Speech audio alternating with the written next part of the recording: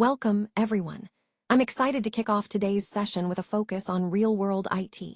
Today, we're diving into incident response specifically tailored for Windows administrators. The presentation is titled Incident Response for Windows Administrators, Command Runbook. Over the next few slides, we'll explore practical strategies, key commands, and best practices to help you respond effectively to incidents. Let's get started. All right, let's talk about why understanding what constitutes an incident is so important. Not every alert we receive actually indicates a real incident. That's a crucial point because reacting to every alert can lead to wasted time and resources. Impact-wise, if we respond to false alarms or non-issues, we end up diverting attention from genuine threats, which could be much more serious. So, the key here is to confirm whether there's malicious activity before jumping to conclusions. To do that, you can use commands like get_win_event with a limit of, say, 20 events to gather recent logs and get a clearer picture. Once you have the data, you can decide on the severity level of the potential incident. And that brings us to what exactly defines an incident. It's not just about alerts, it's about confirmed malicious activity that warrants action. So always remember, the goal is to accurately identify real threats to respond efficiently and effectively. So why is early detection so crucial? Well, it really helps us limit the damage that an incident can cause. By catching threats early, we can stop them from escalating and causing widespread harm.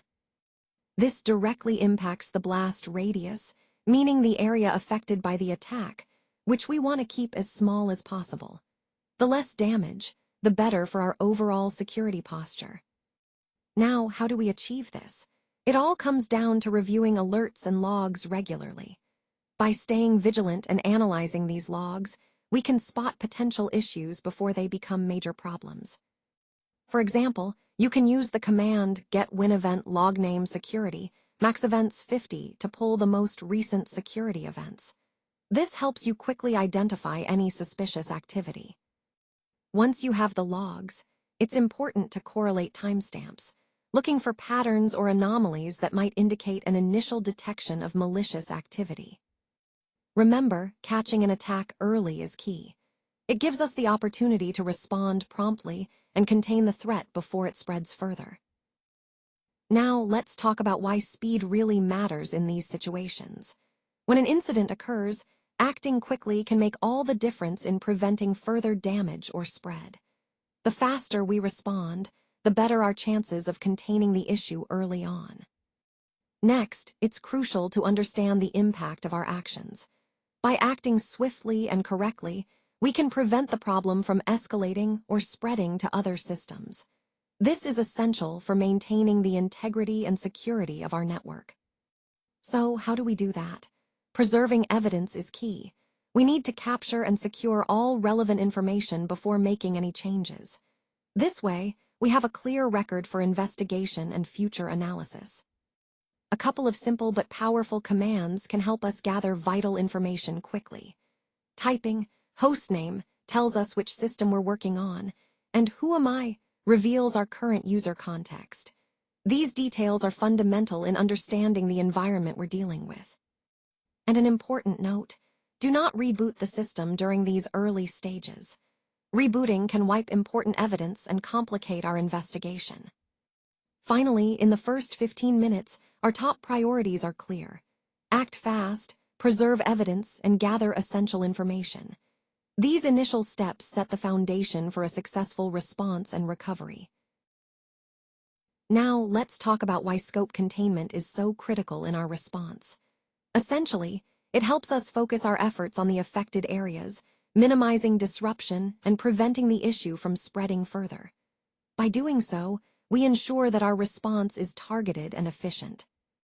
Next, we'll look at how to identify compromised hosts. This is a key step, because knowing which systems are affected allows us to act quickly and accurately. Some useful commands include quisr, which helps us see user sessions on a machine, and getComputerInfo, which provides detailed system information. These tools give us the insights needed to pinpoint the compromised assets. Once we've identified these systems, the next step is to list the affected assets. This involves cataloging all impacted devices and systems to understand the scope of the issue. Finally, the goal is to clearly identify the affected systems.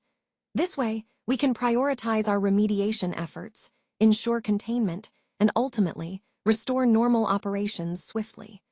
All of these steps tie back to our overall theme, a focused, strategic approach to incident response that minimizes damage and accelerates recovery. Great, let's talk about why stopping lateral movement is so critical in our security strategy. Essentially, the goal here is containment. When we detect a threat, we want to prevent it from spreading across our network.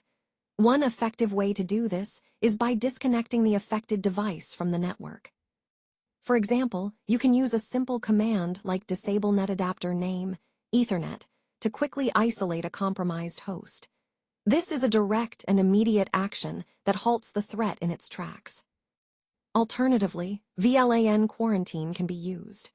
This involves placing the affected device into a separate VLAN, effectively isolating it from the rest of the network without physically disconnecting it. The overarching idea is to isolate the host, making sure the attacker or malware can't move laterally and infect other systems. This step is crucial in minimizing damage and containing the threat as quickly as possible, aligning perfectly with our overall approach to proactive incident response. Let's talk about why it's crucial to prevent attacker access. By doing so, we effectively stop any persistence they might establish within our systems. One of the most straightforward ways to achieve this is by disabling accounts that are compromised or no longer needed. For example, you can disable an account using the command disableAD account followed by the username. It's also important to remember to reset credentials if there's suspicion of compromise. This helps ensure that any malicious access is cut off completely. Disabling compromised accounts is a key step in our overall strategy to protect our environment. By acting quickly to disable accounts and reset credentials, we limit an attacker's ability to maintain access and reduce the potential impact of a breach. This proactive approach is fundamental to maintaining a secure and resilient system. Now, let's talk about why capturing this volatile data is so important. The key point here is that evidence can disappear quite quickly. Once a system is powered down or a process ends, that vital information is lost unless we act fast. That's why this type of data has high forensic value, because it provides a snapshot of what was happening at a specific moment in time. So, how do we do this effectively? The first step is to capture running processes. This gives us insight into what was active on the system at that moment. A simple command like getProcessProcesses, txt, in PowerShell can save this information for later analysis. Next, we want to capture network connections. This helps us understand what communications were taking place, which could be critical for identifying malicious activity. And of course, capturing volatile data isn't just about processes and network connections. It's about gathering all relevant information quickly. What's in memory? What was happening at the moment? The overall goal here is to preserve as much of this fleeting data as possible so we can analyze it thoroughly later. This approach is essential in digital forensics because it ensures we don't miss the critical clues that could make or break an investigation. Let's talk about the importance of investigation and establishing a clear timeline. When something suspicious happens, understanding the sequence of events helps us pinpoint what went wrong and when. This is why we focus on a detailed investigation to uncover the root cause of the issue. Impact analysis is also crucial here. By performing a root cause analysis, we can identify the underlying problem rather than just addressing symptoms. This ensures we implement effective solutions that prevent future incidents. Now, to carry out these investigations properly, we need to export logs from the system. Logs are like digital footprints. They give us a record of what happened and when. To do this, we use a specific command, wevtutil epl security evtex. This command exports the security event log to a file named security evtex. Preserving the integrity of these logs is vital. We need to make sure they remain unaltered so that the evidence is trustworthy and reliable. Collecting logs systematically allows us to analyze the data thoroughly and draw accurate conclusions about the incident. By following these steps, investigating, analyzing impact, exporting logs carefully, we strengthen our ability to respond effectively and improve our overall security posture. Now, let's talk about why attackers often maintain access once they've compromised a system. The main reason is the risk of reinfection. Even if you manage to remove their initial foothold, they can come back if their persistence mechanisms are still in place. So, to prevent this, it's crucial to review startup items. These are programs or scripts that automatically run when the system starts, and attackers often use these to regain access. You can use the command getScheduledTask to check for any suspicious scheduled tasks that might be set up by an attacker. In addition to scheduled tasks, you should also check services and registry entries. These are common places where persistence mechanisms are stored, so a thorough review can help identify any malicious modifications. Remember, understanding and removing these persistence points is key to ensuring that an attacker can't easily re-enter your system and compromise your security again. All right, let's talk about why it's so important to know what you're dealing with. Understanding the nature of the threat helps us determine the right course of action. Once we identify the issue, the goal is to correct the problem effectively. That's what we mean by impact, correct remediation. To do that, we need to scan the system thoroughly. A full system scan is the best way to uncover hidden malware or other malicious activity. You can do this easily with the command startmp scan type full scan. Running this command initiates a comprehensive scan of your entire system. It's also crucial to submit hashes from any suspicious files you find. This helps with malware identification, allowing us to check against known threats and gather evidence for further analysis. Remember, knowing what you're dealing with and taking the right steps to remediate is vital in maintaining a secure environment. Properly identifying malware and understanding its nature enables effective cleanup and helps prevent future attacks. Now, let's talk about why it's so important to remove the attacker foothold. Essentially, by doing so, we're protecting the system's integrity, making sure that our systems remain secure and trustworthy. The impact of this step cannot be overstated, because if an attacker maintains access, they could cause ongoing damage or steal sensitive information. So, how do we accomplish this? The key is to remove the malware that the attacker may have planted. One practical way to do this is by running commands like remove item followed by the path to the malicious file. This helps us eliminate the threat at its source. But it's not just about deleting files. We also need to patch any vulnerabilities that allowed the attacker in the first place. This proactive step closes the door, so to speak, and prevents future breaches. Finally, the overall goal here is eradication, completely removing the threat from our environment.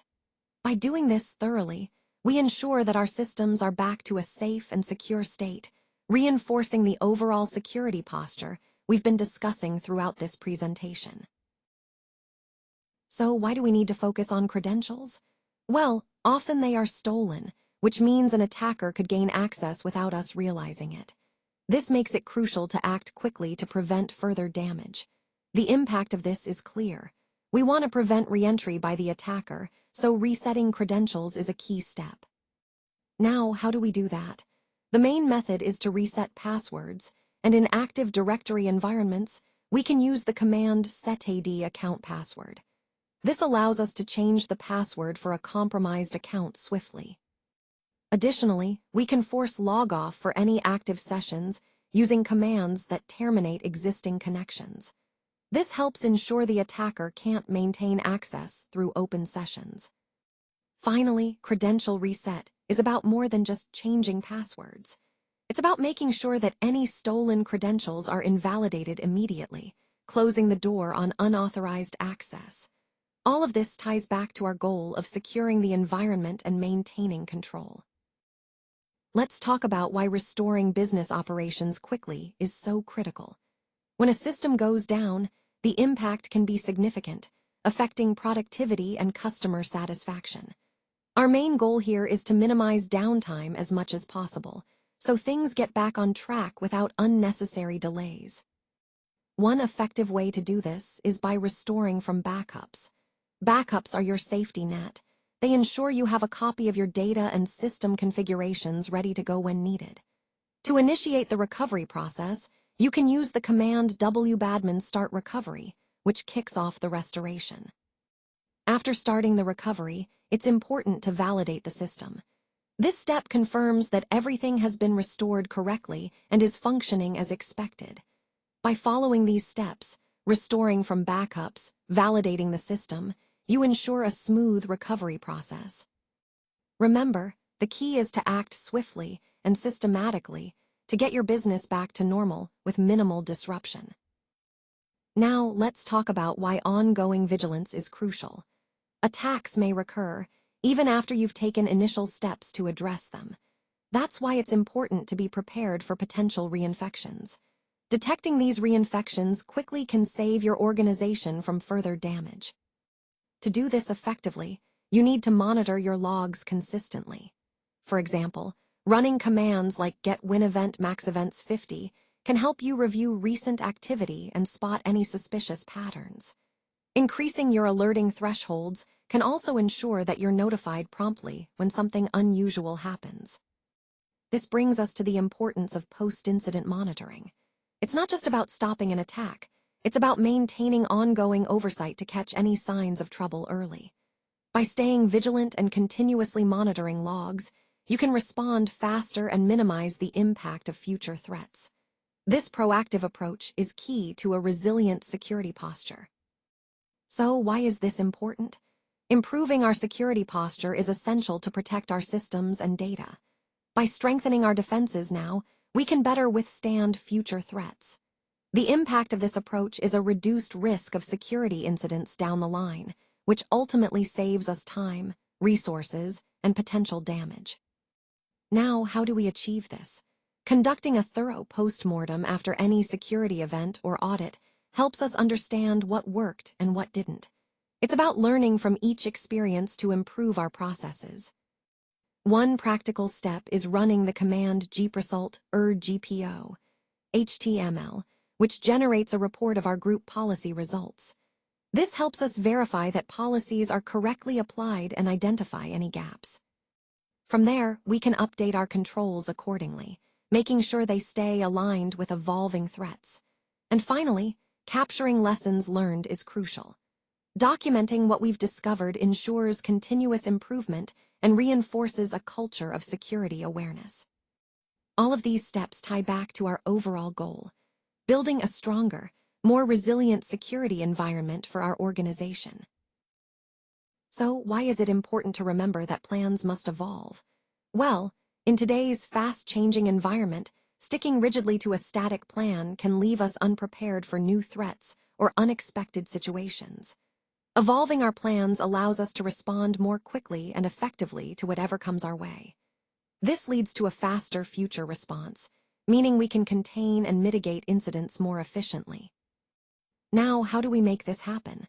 One key step is to revise our incident response documentation regularly. This ensures our procedures stay current and relevant, reflecting the latest threats, technologies, and best practices. Additionally, we need to focus on training our IT staff. They are the frontline responders, so equipping them with up-to-date knowledge and skills is crucial. And of course, updating our incident response plan itself is vital. It's not just about changing documents, but really making sure that our entire response process is agile and ready to adapt. Remember, the overall goal here is to be prepared to adapt quickly, so we can respond faster and more effectively to whatever challenges come our way.